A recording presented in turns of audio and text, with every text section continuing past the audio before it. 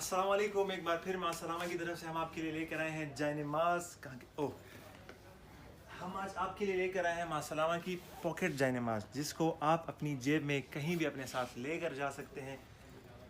ये दिखाते हैं जी हम आपको मासलामा की पॉकेट जायनमाज।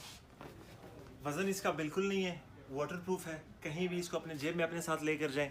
बहुत ही ज़्यादा हल्की है, लेकिन टेंशन मत लें, ये उड़ेगी नहीं, क्योंकि इसके कॉर्नर्स पर दी गई है मेटल की छोटी छोटी सी प्लेट्स, जिनसे ये उड़ने से बचेंगी।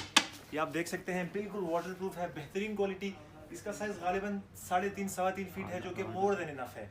और ये आप इंशाल्लाह पूरे पाकिस्तान से ऑर्डर करवा सकते हैं। पाकिस्तान की किसी भी कोने में हो आप, नंबर्स पर रब्ता करें, ऑफिशियल वेबसाइट विजिट करें या हमारे इंस्टाग्राम फेसबुक पे विजिट करें। ये इंशाल्लाह आपको मिल जाएगी। बहुत ही आउटस्टैंडिंग चीज़ है इंशाल्लाह।